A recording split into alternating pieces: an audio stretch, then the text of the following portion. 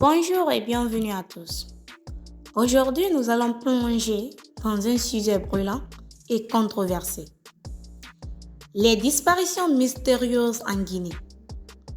Des journalistes, des militants et même des militaires disparaissent sans laisser de traces. Qu'est-ce qui se passe vraiment? Restez avec nous pour découvrir les dessous de cette affaire qui secoue la nation et alarme la communauté internationale. Avant de plonger dans les détails, assurez-vous de vous abonner à notre chaîne et d'activer la cloche de notification pour ne rien manquer. N'hésitez pas à commenter ci-dessous avec vos pensées et opinions sur ce sujet.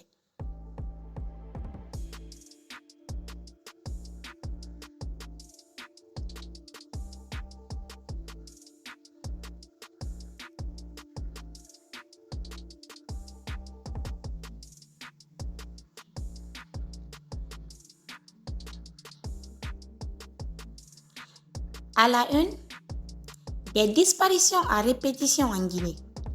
La liste s'allonge. Journalistes, militants des droits de l'homme, activistes en faveur d'un retour de la démocratie ou encore militaires contestataires. Les voix discordantes sont bâillonnées ou pire, elles disparaissent. Dernière affaire en date. On est sans nouvelles depuis le 9 juillet de deux figures du Front national pour la défense de la Constitution, la FNDC. Un mouvement de la société civile critique de la junte au pouvoir dirigée par le général Mamadi Doumbouya. Il s'agit d'Omar Silla, plus connu sous l'appellation de Fonike Mengue, et de Mamadou Biloba. Des militaires sont également portés disparus. Le colonel Cissé Célestin Bilivogui et le sergent-chef Moussa Cheikh Souma.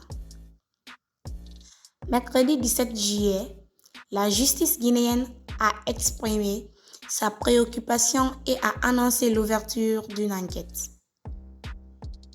Dans un communiqué largement diffusé par la presse, notamment par le site Aminata, le procureur général Fallou Doumbouya affirme ne connaître ni l'identité des personnes qui ont enlevé les deux responsables du FNDC et les deux militaires ni leur lieu de détention. Le magistrat déclare également que ces disparitions affectent la sérénité nationale, créent une psychose et un sentiment d'insécurité au sein de la population et portent gravement atteinte à l'image de la Guinée, tant sur le plan national qu'international. D'après Le Monde Afrique, les deux activistes seraient tendre les mains de l'armée. Le Monde Afrique qui s'appuie sur le témoignage Abdoulaye Oumousso, responsable de la communication du FNDC. Omar Silla et Mamadou Biloba auraient d'abord été conduits à la direction centrale des investigations judiciaires de la gendarmerie à Conakry pour un camp militaire sur l'île de Kassa, au large de la capitale pour Abdoulaye Oumousso.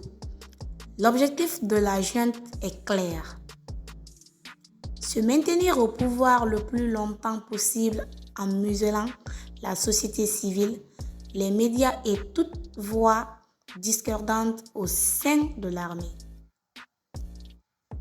Il y a une semaine, poursuit Le Monde Afrique, le député sénégalais Guy Marius Sagna a directement interpellé la délégation guinéenne au Parlement de la CEDEAO. On parle d'au moins 47 morts. Est-ce qu'on a sanctionné les personnes qui ont commis ces crimes?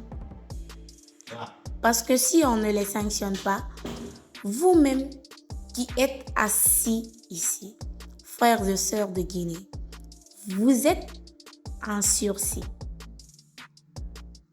Une intervention qui n'a pas manqué de faire réagir le ministre guinéen des Transports et porte-parole du gouvernement, Ousmane Gawal Diallo, qui a qualifié ses propos d'inadmissibles et portant atteinte aux institutions du pays.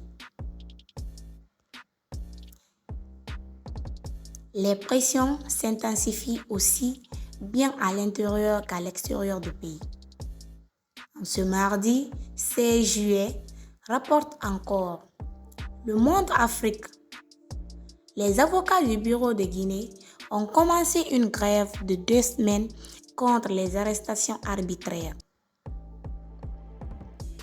Leur préavis de grève court jusqu'au 31 juillet, date à laquelle le tribunal de Conakry doit rendre son jugement dans le procès du massacre du 28 septembre 2009. Et puis, dans un communiqué commun, plusieurs organisations de la société civile ouest-africaine, dont Y en a marre, Africtiviste et Article 19, dénoncent leur arrestation arbitraire et les atteintes aux libertés fondamentales en Guinée. Enfin, Jean-Luc Mélenchon, le leader de la France insoumise, a appelé à une intervention de l'État français.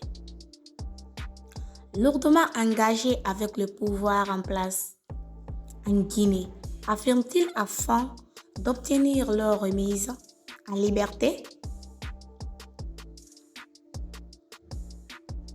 Avertissement à Doumbouya, au Burkina Faso. Le quotidien Le Pays ne ménage pas ses critiques envers la junte guinéenne et son leader, Mamadi Doumbouya. Arrivé comme un messie après avoir mis fin au 3e mandat d'Alpha Condé, est en train de briser lentement mais sûrement le capital de sympathie dont il bénéficiait auprès de ses compatriotes. Et cela devait constituer pour un avertissement quand on sait que la scène politique guinéenne est l'une des plus incandescentes du continent. C'est dire que le général danse sur un volcan dont l'interruption peut être aussi surprenante que meurtrière. C'est en raison de ce fort risque que Doumbouya devrait se dépêcher de trouver les moyens d'apaiser le climat sociopolitique.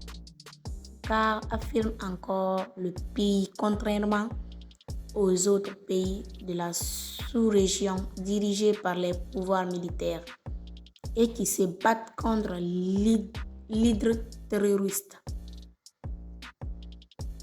la Guinée ne peut se prévaloir d'aucun argument solide pour végéter de façon indéterminée dans une transition qui n'a plus de boussole.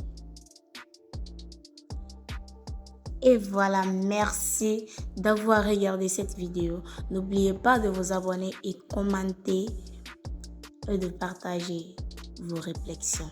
Restons vigilants et informés. C'est la fin. C'est tout pour aujourd'hui. Si vous avez d'autres inspiration.